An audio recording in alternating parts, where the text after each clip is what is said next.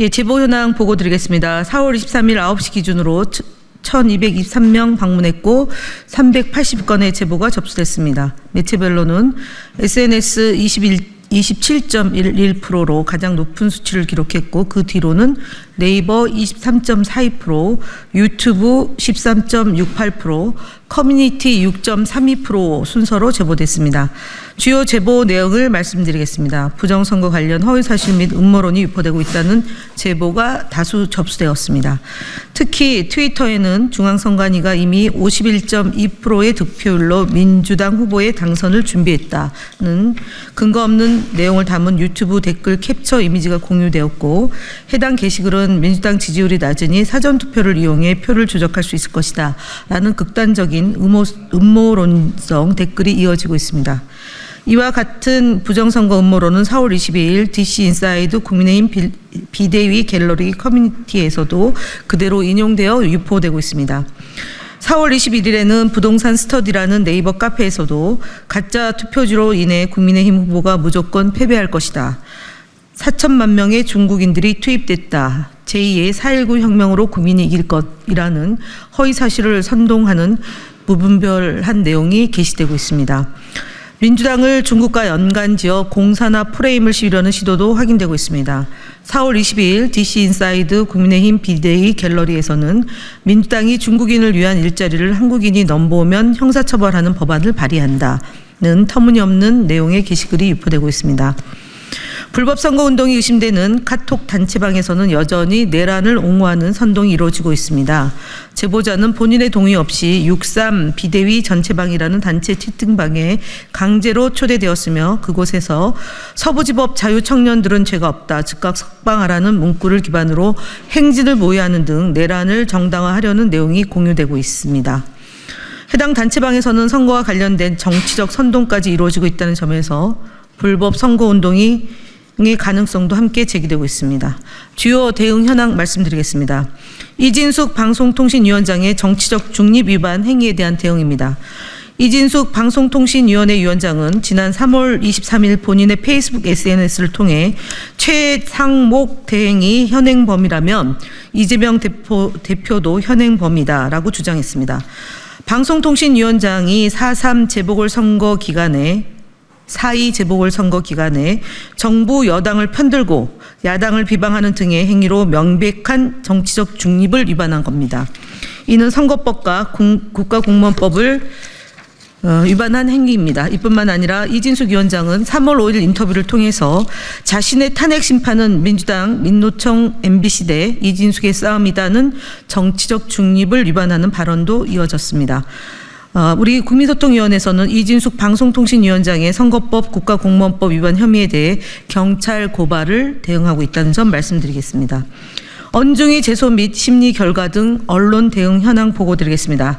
스카이데일리가 운영하는 유튜브 채널 스카이데일리 TV의 영상 중 백혜련 의원에 대한 계란 투척 사건을 자작극으로 주장한 3월 23일 영상과 이재명 후보가 대통령이 되면 한국이 중국의 속국이 될 것이라는 주장을 한 4월 7일자 영상에 대해 언론중재위에 제소했습니다. 해당 영상들에 대해서는 유튜브 커뮤니티 가이드라인 위반이며 구글의 별도 신고 조치도 진행했습니다. 4월 22일자 보도 수신료 통합징수 방송법 개정 KBS 암울한 미래는 공영방송 이사 추천과 관련된 사실관계를 왜곡하고 있어 이 역시 언론중재위에 제소하였습니다. 어제 진행된 언론중재위 심리 결과를 보고드리겠습니다. 먼저 자유일보 4월 6일자 보도 탄핵 인용 자신했나 이재명 헌재 선고 3개월 전 대선 캠프 꾸려는 정정 보도로 언론사와 합의하였습니다. 같은 날 보도된 무슨 일 있어도 이재명 왕조만은 막아야 한다는 제하의 기사에 대해서는 합의가 이루어지지 않아 인터넷 선거 기사 심의 등 후속 대응을 해 나가겠습니다. 더 퍼블릭 3월 28일자 보도 산불 이재민 불 좀 끄고 가자 외치자 욕설에 휩싸인 이재명은 그 제하의 기사는 피의 신청인 측이 2차 심리의 불참함에 따라 자동적으로 민주당 측의 반론 보도로 합의되었습니다. 마지막으로 YTN 4월 4일자 보도 비상계엄 사태 일어나자마자 이재명 대선 캠프 업무 이미 시작됐다는 기사 열람 차단으로 합의가 이루어졌음을 알려드립니다. 다음 허위사실 유포, 공정성 위반 발언에 대한 방심위 신고 등 방송 대응 보고 드리겠습니다.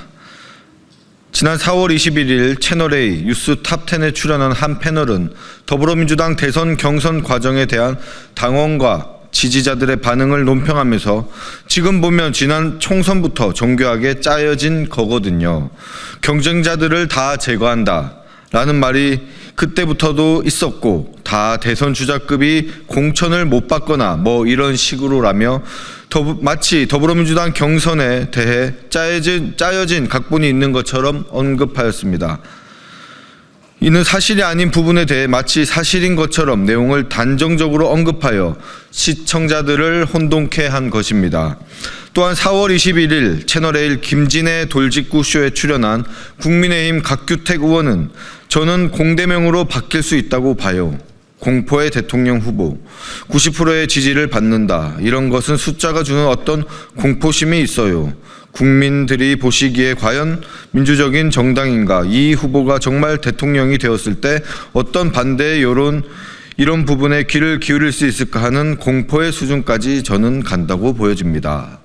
라고 발언하며 더불어민주당 이재명 대통령 선거 예비 후보에 대한 공포 이미지를 만들어 시청자들에게 부정적인 인식을 심도록 허위 발언을 하였습니다. 같은 날 CBS 라디오 김현정의 뉴스쇼에 출연한 국민의힘 나경원 의원은 결국 이재명 후보가 당선되면 우리나라 신용등급 낮아지고 우리 경제 어려워질 것이다라며 더불어민주당 이재명 대통령 선거 예비 후보에 대해 부정적이고 잘못된 인식을 시청자들에게 심어줄 수 있는 허위 발언을 하였습니다. 위 사례들을 방송통신심의위원회에 허위사실 유포 및 객관성, 공정성 위반으로 신고 접수하였습니다. 대선 기간인 만큼 방송사는 공정성과 객관성이 훼손되지 않도록 노력을 기울여야 할 것입니다. 국민소통위원회는 앞으로도 더욱더 면밀하게 살펴보고 기울어진 운동장을 바로잡는 데 앞장서겠습니다.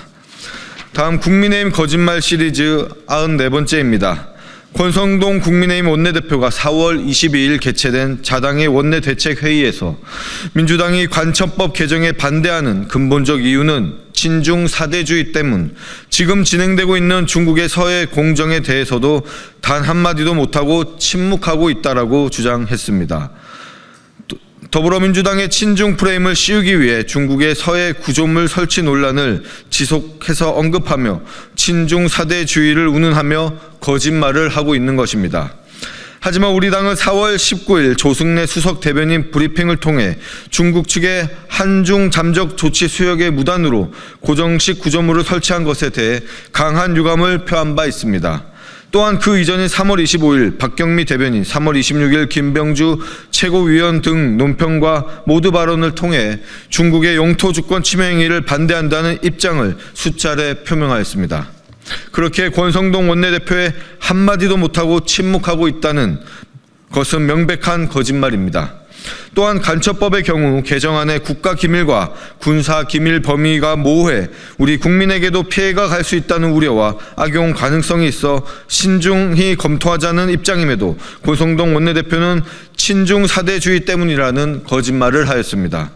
국민의힘은 무분별한 흑백 논리에 입각한 이분법적 외교를 탈피해 균형 외교를 통해 국가 실익을 최대화하자는 합리적 주장을 친중 사대주의로 폄훼하며 가짜 뉴스를 퍼뜨리고 중국에 대한 거부 정서를 민주당에 대한 정치 공세로 활용하고 있습니다. 국익보다 정치 공세를 우선하는 국민의힘의 실태입니다. 다음 국민의힘 대선 주자 거짓말 시리즈 17번째입니다. 오늘은 한동훈 국민의힘 경선 후보가 법무부 장관 시절 검찰의 특활비 자료를 무단으로 폐기한 범죄 의혹에 대해 거짓말로 은폐하려 했던 사실을 국민께 알려드리고자 합니다. 2023년 6월에서 7월경 언론과 시민단체가 검찰의 특활비, 업추비 사용 내역과 검찰이 그 내역을 무단 폐기한 정황을 상세히 공개하여 사회적인 논란이 되었습니다. 이를 두고 당시 한동훈 장관은 그해 7월 국회 법사위에서 2017년 9월 이전에는 2개월마다 자료를 폐기하는 게 오히려 원칙이라고 해명하였습니다. 하지만 이는 명백한 거짓말이었습니다. 2017년 1월 4일 발표된 기재부 예산 집행 지침에는 특활비 집행 관련 증거 서류에 대해서는 특활비에 대한 계산 증명 지침에 따른다라고 명백히 되어 있습니다. 문제가 제기되자 당시 한동훈 장관은 8월 21일 국회에 출석하여 지침이라기보다 그 당시 상황에서 교육할 때 월별로 폐기하는 관행이 있었다라고 말을 바꿨습니다. 거짓말이 드러나자 관행이었다고 말을 바꾼 것이었습니다. 검찰의 특활비 오남용 의혹과 무단 폐기 의혹은 아직까지 제대로 해결되지 않았습니다. 두 사안 모두 단순한 지침 위반을 넘어 중대한 위법 상황입니다. 검찰 특활비 오남용 상설특검 법안 처리에 여러 정당이 공감대를 형성하는 이유입니다. 지금까지 검찰 조직은 정치 수사, 보복 수사 등으로 윤석열 정권의 하수인 노릇을 하며 과거부터 이어오던 쌈짓돈 특활비, 제19 감싸기 등의 특권을 강화해 왔습니다. 한동훈 후보는 그런 검찰 조직과 윤석열의 총화였던 인물이었습니다. 거짓말로 검찰을 감싸기 급급했던 한 후보가 부패투성이 검찰 조직을 제대로 개혁해 정상 조직으로 되돌릴 수 있을지 의문입니다.